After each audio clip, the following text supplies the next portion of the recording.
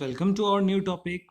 जो हमारा टॉपिक है ब्रेस्ट और मेमोरी ग्लैंड। तो देखो हमने अभी तक अपना पेक्टोरल चैप्टर में हमने जो स्टार्टिंग का था वो कंप्लीट कर लिया था, पेक्टोरल रीजन के मसल्स, फिर हमने क्लेविपेक्टोफेशिया कंप्लीट करा, फिर अब हम आ गए अपने ब्रेस्ट वाले टॉपिक पे। ठीक है, इसके बाद हमारा कौन कौन सा वीडियो आएगा, इसके बाद आएगा हमारा लिम्फेटिक ड्रेनेज ऑफ ब्रेस्ट, उसके बाद आएगा हमारा blood supply of the breast and the nerve supply of the breast. तो ये टोटल इसके बाद 3-4 वीडियोज़ आएंगे। ठीक है, तो चलो हम लोग स्टार्ट करते हैं। Breast is a nothing. देखो मैंने हर टॉपिक में सबसे पहले देखो एग्जाम में लिखने का तरीका ही ऐसा होता है, पहले इंट्रो दो फिर लोकेशन दो, जो जो टॉपिक है ना वो पढ़ो। सबसे पहले what is breast is introduction. Modified sweat gland present in the superficial fascia. It is a modified sweat gland. Memory gland is nothing but the modified sweat gland, जो कि कहाँ प्रेजेंट होता है, सुपरफिशियल फेशिया। देखो जब आप वो करोगे ना, मतलब डाइसेक्शन करोगे तो स्किन का जैसे ही लेयर हटाओगे ना तो आपको मिलेगा ब्रेस्ट, आपको वहीं पे देखने को मिलेगा। तो it is nothing but present in the superficial fascia. मैंने आपको पहले भी बताया अपने वीडियोस में, स्किन हटाने के बाद ही मिलता है सुपरफिशियल फेशिया। तो सुपरफिशियल फेशिया में it is a modified sweat gland present in both sexes. अब देखो मेल्स में भी होता है, फीमेल्स में भी होता है, ठीक है आप जानते हो, बट ये रूडिमेंट्री होता है मेल्स में, और फीमेल्स में वेल डेवलप होता है एट दी प्यूबर्टी के टाइम में ये। और कुछ कुछ ओकेजन्स पे क्या होता है ना, मेल्स में भी डेवलप हो जाता है, but it is known as a disease condition and known as the gynaecomastia. उसमें क्या होता है ना, ब्रेस्ट इनलार्ज हो जाता है मेल्स में, तो उसको हम लोग बोलते हैं male like female like features male में दिख जाता है, that is not the gynaecomastia. Females में ये क्या होता है ना, एसेसरी सेक्स ऑर्गन का रूप काम करता है of female reproduct. FRS is nothing but the female reproductive system. So in females it forms the accessory sex organ of female reproductive system and produce milk to newborn baby. जो newborn baby होता है उनको milk breast के through ही secrete होता है। सबसे पहले इसका लोकेशन देखो, लोकेशन होता क्या है, superficial fascia of the pectoral region, मैंने पहले ही बताया। अब क्या होता है ना, देखो मैं कुछ फिगर दिखाता हूँ। तो फ्रेंड जैसे इसका लोकेशन मैंने आपको बताया कि ये लोकेटेड होता है कहाँ पे, superficial fascia of pectoral region. अब क्या होता है ना, एक स्मॉल एक्सटेंशन आपको यहाँ पे देखने को मिलेगा। ठीक है, अ स्मॉल एक्सटेंशन जो आपको देखने को मिलेगा from the superolateral part of the superolateral part. देखो this is the superior part of the breast, इसको सुपीरियर पार्ट बोलेंगे, कोई दिक्कत नहीं होगा आप लोगों को समझने। इसको इंफीरियर बोलेंगे, इसको लेटरल बोलेंगे, इसको मीडियल बोलेंगे। ठीक है, अब देखो this is the superior and the lateral, that is known as the superolateral part. तो आपको देखने को मिलेगा एक extension from the superolateral part of the breast. ठीक है, और ये जो एक्सटेंशन है that is known as the axillary tail of Spence बोलते हैं। ठीक है, ये जो होता है ना, यहाँ पे एक्सिलरी टेल ऑफ ब्रेस्ट लिखा है, is also known as axillary tail of Spence. ये क्या करेगा, यहाँ पे आपका डीप फेशिया होता है। ठीक है, deep fascia that is the deep fascia, DF is the deep fascia. तो डीप फेशिया को क्या करेगा, ये पियर्स करेगा। ठीक है, ये डीप फेशिया को पियर्स करेगा, मतलब पियर्स मतलब क्या, उसको छेद करेगा। ठीक है, एंड एक्सटेंड इनटू एक्सिला, और यहाँ पे आपको पता है एक्सिला प्रेजेंट है। ठीक है, यहाँ पे एक्सिला प्रेजेंट है, एक्सिला, और वो कहाँ इंटर कर जाएगा, एक्सिला में। ठीक है, तो आपको मैं एक बार बताता हूँ, it is a small extension from the superolateral part of the breast and pierces the deep fascia. ठीक है, and extend into the axilla, और कहाँ पे एक्सटेंड करेगा, एक्सिला में। और देखो अब क्या होता है ना, ये जो पास कर रहा है, ठीक है, ये जो पास कर रहा है, तो मैं आपको एक और फिगर दिखा रहा हूँ। देखो अब ये जो एक्सिलरी टेल ऑफ स्पेंस है, ये पास करके गया डीप फेशिया को पियर्स करके एक्सिला में इंटर कर गया, बट वो की एक स्ट्रक्चर होता है, इसको एक अपर्चर बोलते हैं। ये एक अपर्चर होता है that is known the foramen of the Langer. इस अपर्चर को ये क्रॉस करता है, देन ये जो होता है ना एक्सिलरी टेल ऑफ स्पेंस बोलते हैं इसको, ये इस अपर्चर को क्रॉस करके जाता है, and that is known as the foramen of the Langer. Foramen of Langer इसको, तो आपको ये सारा नाम पता होना चाहिए। ठीक है, तो मैंने आपको इतना इजी वे में समझा दिया है ना कि आपको कोई दिक्कत नहीं होगा। सुपेरोलेटरल पार्ट बता दिया, सारा चीज़ बता दिया। अब ये किसको एक्सिलेटरी ऑफ स्पेंस कौन से स्ट्रक्चर को क्रॉस करके जाता है, तो फोरामेन ऑफ लैंगर को क्रॉस करके जाता है। अब एक और इंपॉर्टेंट बात ध्यान रखना कि जो ये एक्सिलरी टेल ऑफ स्पेंस होता है ना, वो it is the site of high percentage of breast tumour. यहाँ पे क्या होता है ना, ब्रेस्ट ट्यूमर सबसे ज़्यादा मिलता है। ठीक है, तो चलो अब अपने आपको जहाँ पे लिखा था वो भी एक बार दिखा देता हूँ, क्या लिखा था। देखो जो मैंने बताया सारा बात वही लिखा, small extension from superolateral part, however pierce the deep fascia and extend axilla, aperture through exit of space pass known as foramen of Langer, exit site of hypothalamus breast। अब हम लोग एक शेप और एक्सटेंड देखेंगे, कैसा shape होता है नहीं होता। चलो तो फिगर देखते हैं। जो ब्रेस्ट का शेप होता है that is the hemispherical shape. तो ठीक है, ये हेमीस्फेरिकल शेप का हो गया ब्रेस्ट। देन आफ्टर मैं आपको इसका एक्सटेंड बताता हूँ। तो एक्सटेंड जो होता है ना, वर्टिकली एक्सटेंड सबसे पहले जान लो। तो देखो this is the vertically extend from second to six rib, this is your second rib, ये सेकेंड रिब है तुम्हारा, and that is your six rib. ठीक है, ये इसको सिक्स रिब है, ये सिक्स रिब है। तो इसका वर्टिकली एक्सटेंड मतलब क्या है, वर्टिकली मतलब ऐसे, this is your vertically extend. तो ये वर्टिकली एक्सटेंड कहाँ से कहाँ तक करता है, from the second to six rib. तो वर्टिकली एक्सटेंड तुमको पता होना चाहिए। देखो ये सिक्स रिब है and that is your second rib, देखो यहाँ सेकेंड रिब मेंशन्ड है। ठीक है। और इसका हॉरिजेंटल एक्सटेंट कहाँ से होता है, lateral border of the sternum, ठीक है। This is your lateral border of sternum. मैंने बताया था स्टर्नम में, जब पेक्टोरस मेजर मसल ही बताया था तभी आपको बताया था कि स्टर्नम में लेटरल बॉर्डर होता है, ठीक है। एक मिनट जो मैं दिखा रहा हूँ आपको, लेटरल बॉर्डर अच्छे से बता रहा हूँ, देखो that is the lateral border of sternum.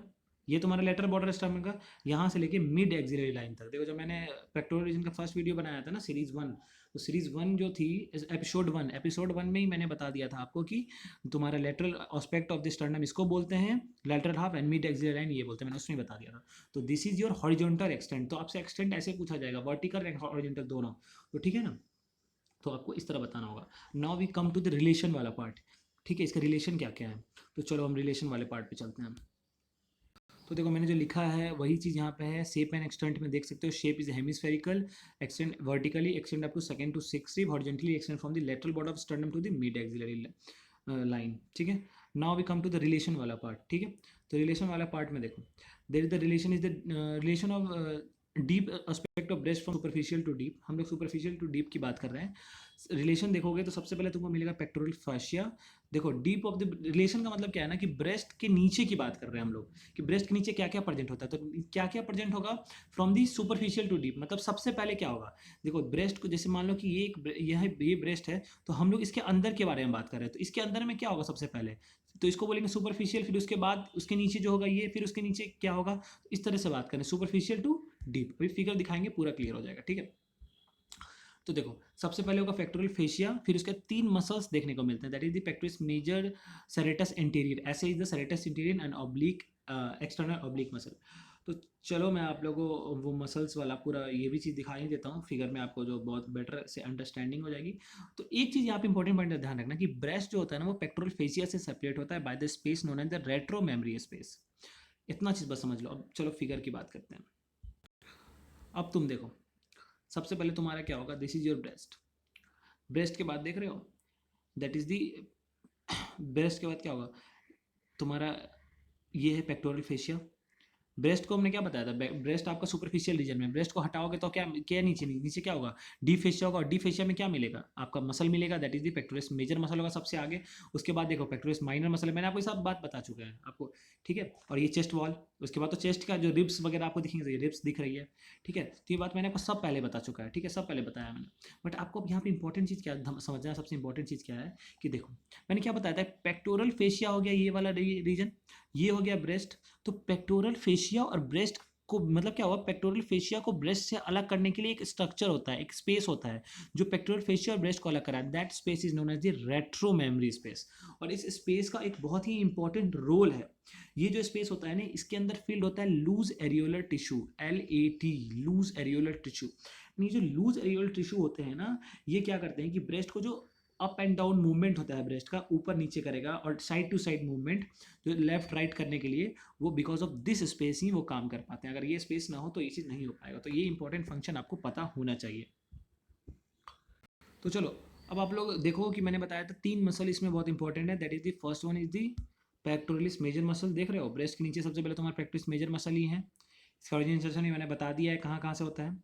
Then the serratus interior, तो देख रहे हो medial border of this scapula पे जाके अटैच होगा सेरेटस इंटीरियर, ठीक है। और पेक्टोरस मेजर मसल का nerve supply, sorry pectoralis major muscle का इंसर्शन बताना कमेंट बॉक्स में लिख के जाना, देखते हैं आप लोग को याद है कि नहीं।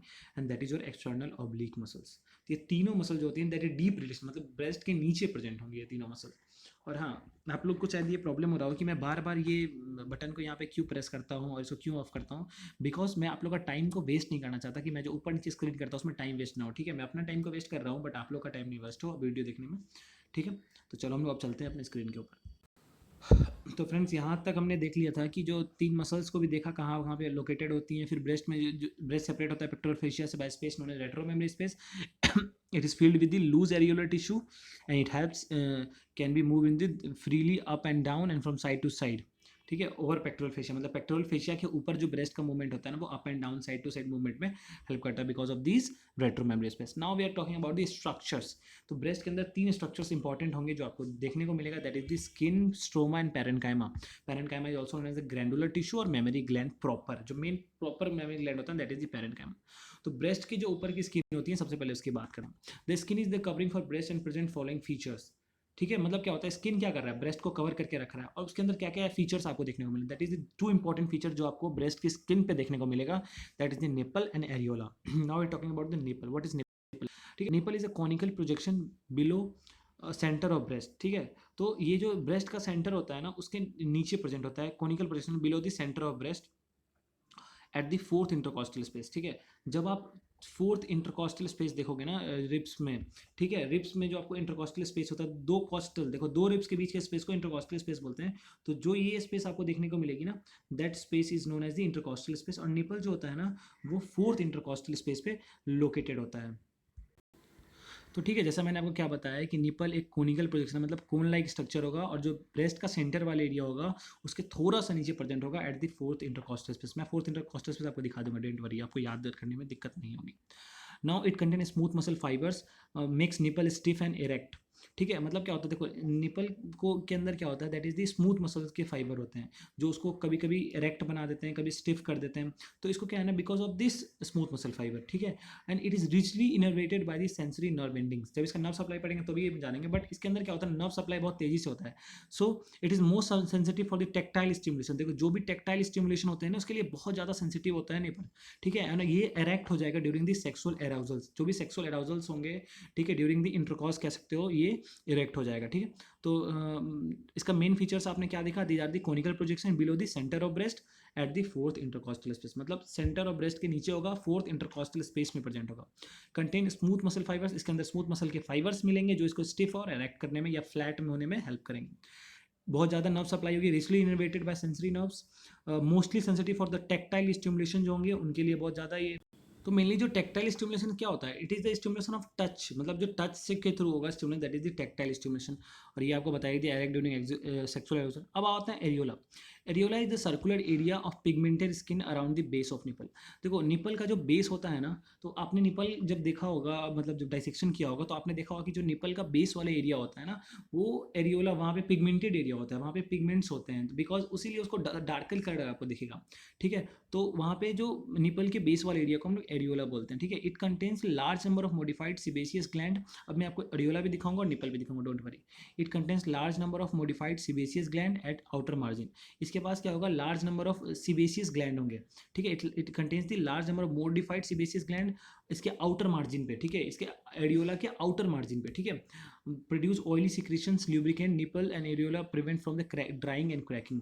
देखो अब क्या होगा, जो वो सिबेशियस ग्लैंड होंगे वो अपने ऑयल्स प्रोड्यूस करेंगे, उनका काम क्या हो, तो ऑयली सिक्रेशन करेंगे, और वो एक ल्यूब्रिकेटर की तरह काम करेगा, ल्यूब्रिकेट करेगा निपल को। ठीक है, मतलब एक स्मूथनेस प्रोवाइड करेगा, जिससे कि वो क्या हो ना, निपल वहाँ का एरिया ड्राई ना हो, जिससे वो निपल में क्रैकिंग ना हो। ठीक है, तो it prevent from the drawing and cracking. Okay, now the colour of nipple area, colour and area and nipple varies with the complexion of women. देखो निपल का एरिया कलर होता है ना, एरियोला का जो कलर होता है तुम्हारा, निपल और एरियोला का जो भी कलर, एरिया नहीं है वो एरियोला है, सॉरी यहाँ पे मिस्टेक हो गया, दैट इज द एरिया लिखा गया, वो एरियोला होगा।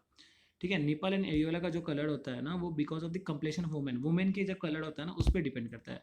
ड्यूरिंग प्रेगनेंसी के टाइम पे वो ज़्यादा डार्कर हो जाएगा। ठीक है, तो और कुछ इंपॉर्टेंट पॉइंट है, सीबेसिस ग्लैंड जो होता है ना एरियोला में, वो इनलार्ज होता है ड्यूरिंग प्रेगनेंसी, एंड एक न्यूड्यूल्स की तरह देखने को मिलेगा। जो एरियोला में क्या बताया, एरियोला में आपको सीबेसिस ग्लैंड मिलेंगे।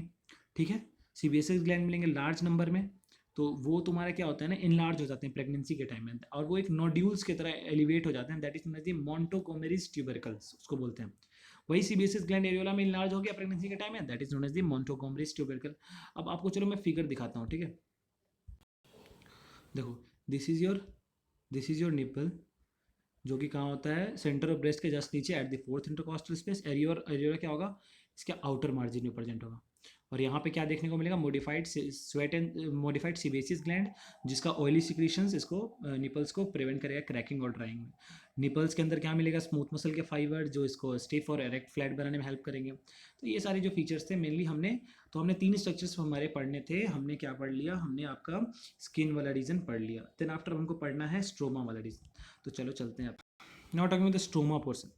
स्ट्रोमा के अंदर क्या मिलेगा आपको, कनेक्टिव टिश्यूज मिलेंगे और फैट मिलेगा। ठीक है, और ये जो होता है ना, एक सपोर्टिंग फ्रेगमेंट बनाता है ब्रेस्ट के लिए। स्ट्रोमा क्या करता है ना, कनेक्टिव टिश्यू, देखो कनेक्टिव टिश्यू का काम क्या है, कनेक्ट करके रखेगा सबको, मतलब क्या है, ब्रेस्ट को कनेक्ट करके रखेगा। ब्रेस्ट को जो तुम्हारा जो डर्मिस ऑफ स्किन है उससे कौन कनेक्ट करके रखेगा, दैट इज द स्ट्रोमा, उसके अंदर जो कनेक्टिव टिश्यू है वो।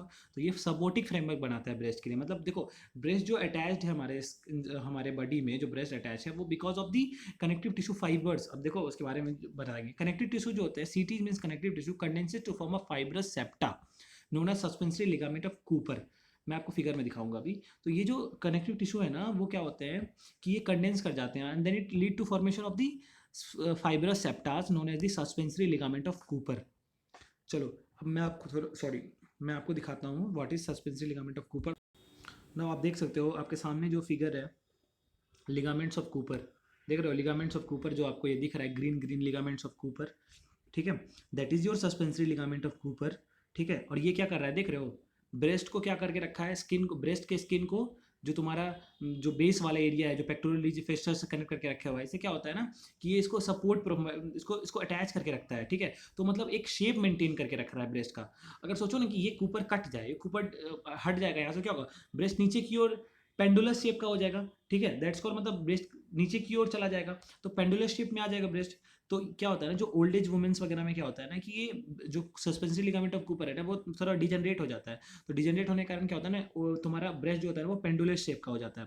तो ये जो कूपर होते हैं वो रेडियल फैशन में अरेंज है, देखो that is this fashion of arrangement in radial fashion, देख रहे हो किस तरह arrangement, that is radial fashion, ठीक है। और ये कनेक्ट कर रहे हैं the dermis of the skin to the duct of the breast, देख रहे हो ये स्किन का डर्मिस वाला एरिया, मैं पेन ले लेता हूँ तो आपको आसानी होगी, देख रहे हो this is your dermis of the skin वाला एरिया है, ठीक है। स्किन के डर्मिस से it will attach to the ductules, देखो ये this is the lobes of the mammary gland, इन लोब्स को डक्ट्स को, दैट इज द डक्ट्स वाला एरिया, ये इसको क्या कर रहे हैं आपस में कनेक्ट कर रहे हैं, this is your lactiferous duct, that lactiferous sinus. तो ये आपस में क्या कर रहे हैं ना, ये डक्ट्स ट्यूब्यूल्स लोब्स को कनेक्ट करके रख रहे हैं स्किन से, दैट इज द फाइबर, ठीक है। बताया ओल्ड एज में इसकी एट्रोफी हो जाएगी, और ठीक है ये पूरे, और देखो पता सबसे इंपॉर्टेंट चीज़ क्या है, जो ये लिगामेंट ऑफ कूपर है ना ये पूरे ब्रेस्ट में होते हैं हर जगह, बट सिर्फ और सिर्फ दो जगह पे नहीं होते हैं, that is the areola and nipple. तो ये चीज़ आपसे क्वेश्चन भी आ सकता है कि कौन से ऐसे दो जगह हैं, एग्जामिनर पूछ सकते हैं वाइवा में कि कौन से ऐसे दो जगह हैं जहाँ पे लिगामेंट ऑफ कूपर नहीं प्रेजेंट होता है, तो that is the areola and nipple, ठीक है। तो देखो मैंने आपका ये वाला पोर्शन पूरा इसी में कंप्लीट कर दिया है। Connect dermis skin to the duct of the breast of pectoral fascia, suspended ligament of Cooper maintain the protuberance of breast, बताया ही आपको इस शेप मेंटेन करके रखेंगे। एजिंग वगैरह एज के टाइम में क्या होगा, ये पेंडुलस हो जाते हैं, distributed in all over the breast except beneath the areola and nipple, ठीक है, ये भी बता दिया। अब ना और दी पेरेन्काइमा, देखो पेरेन्काइमा वाला जो इंपॉर्टेंट है ना बहुत ज़्यादा इंपॉर्टेंट है, ठीक है। पेरेन्काइमा मैं सीधे आपको फिगर से पहले दिखाऊंगा, उसके बाद ही मतलब आपको मजा आएगा, ऐसे मजा नहीं आएगा। पहले फिगर देखो पेरेन्काइमा वाले में, देखो पेरेन्काइमा का मतलब होता है ना कि जो पेरेन्काइमा या ऐसा ग्लैंडुलर टिश्यू भी बोलते हैं इसको, ये मिल्क सिक्रीट करता है ब्रेस्ट में, मेन काम इसी का है, इसका मिल्क सिक्रीट करना है। इसके पास क्या होता है ना, बहुत सारे लोब्यूल्स होते हैं, लोब्स होते हैं, ठीक है, इसके पास बहुत सारे 15 से 20 करीब लोब्स होते हैं। तो मैंने एक लोब का स्ट्रक्चर आपको दिखाया है, that is the your one lobe, ऐसा ही 15-20 लोब्स होते हैं तुम्हारे पेरेन्काइमा में। तो जो तुम्हारे 15 से 20 लोब्स होते हैं और these are arranged in radial fashion, ठीक है। अभी आपको एक फिगर देखने को मिला था, अभी जस्ट आपने एक फिगर देखा है, ठीक है, मैं आपको वापस से दिखा देता हूँ। आपने देखा, देखो that is the radial fashion, देखो these are arranged in the radial fashion, ठीक है। यही सारे लोब्स है, 15 से 20 ऐसे लोब्स होते हैं जो कि अरेंज होते हैं रेडियल फैशन में, ठीक है। Now we are talking about the एक लोब्यूल के बारे में बात करते हैं। तो एक लोब्यूल के अंदर क्या होते हैं, बहुत सारे लोब्यूल्स होते हैं। एक लोब के अंदर क्या होंगे, बहुत सारे lobules, these are the lobules, देख रहे हो, दीज आर दी लोब्यूल्स, ये छोटे छोटे लोब्यूल्स है, ठीक है। एक लोब के अंदर तुम्हारे बहुत सारे लोब्यूल्स होते हैं और इसके अंदर क्या होते हैं, एसाइनीज होती हैं, दैट इज दी छोटे छोटे पार्ट इज एसाइनीज। मतलब देखो एक मेमोरी ग्लैंड में करीब 15 से 20 लोब्स होते हैं, उन एक लोब के अंदर बहुत सारे लोब्यूल्स होते हैं और उन लोब्यूल्स के अंदर that is your one lobule, and one lobule के अंदर बहुत सारे एसाइनीज होते हैं। देखो this is the white portion is known as the lobule, confuse मत होना, अगर मैंने गलती से कहीं मार्क कर दिया होगा तो एसाइनीज पे तो बुरा मत मानना, that is your white portion is the lobules, and उस लोब्यूल्स के अंदर जो ये छोटे छोटे पिंक पर्पल कलर के जो लगे हुए हैं ना अंगूर के गुच्छे की तरह, that is known as the acini. और हर लोब जो होता है ना, जो एक लोब को ड्रेन करना होता है, that is the lactiferous duct, ये प्रेजेंट होता है लैक्टिफेरस डक्ट। ये सारे लोब्स से मिल्क प्रोड्यूस होकर कहाँ आता है, लैक्टिफेरस डक्ट में, ठीक है। और ये डक्ट कहाँ होता है, निपल में ओपन होता है, that will lead to the ejection, that will lead to मतलब क्या होगा, इससे क्या होगा, तुम्हारा निपल में जब न्यूबॉर्न बेबी जो उसका सक करेगा तो वो निपल के थ्रू चला जाएगा उसके पास। उसके बाद क्या होता है, देखो जैसे ही डक्ट, लैक्टिफेरस डक्ट से पहले ये डक्ट एक्सपांड कर जाता है, ये डक्ट बन रहा था तो इस डक्ट के बनने से पहले यहाँ पे ही एक्सपांड कर जाता है, सॉरी एक मिनट, देख रहे हो, जैसे देखो ये डक्ट क्या होता है ना, जब ये डक्ट नीचे से ऊपर जा रहा था तो यहाँ पे ही एक्सपैंड कर जाता है, that expanded area is known as the lactiferous sinus. इस साइनस में क्या होता है कि यहाँ पे मिल्क की स्टोरेज होती है, देखो सारा ब्लड बन के यहाँ से आता है और it will stored on the sinus. यहाँ पे sinus is nothing but a space, तो लैक्टिफेरस साइनस में ब्लड मिल्क स्टोर आता है। जब भी न्यूबॉर्न बेबी सक करेगा तो सक करे, निपल जैसे ही सक करेगा तो ये फिर डक्ट के पास जाएगा, duct will lead to the converge on the nipple and nipple के थ्रू वो चला जाएगा। तो इट इज़ द मेन आपका जो रीजन, जो मेन आपने ब्रेस्ट में क्या है ना, देखो मैं आपको ये चीज़ बता देता हूँ कि जो आपका ये चैप्टर है ब्रेस्ट वाला जो मेन टॉपिक है, इसमें से एक इंपॉर्टेंट क्वेश्चन आता है lymphatic drainage of mammary gland, जिसका सेपरेट वीडियो होगा, ठीक है। तो यहीं पे ये वीडियो कंप्लीट होता है, ठीक है। तो नेक्स्ट वीडियो में मिलते हैं लिम्फेटिक ड्रेनेज वाले में, ठीक है। उसके बाद फिर blood supply, nerve supply, then will complete our pectoral region. तो मिलते हैं अपने नेक्स्ट वीडियो में।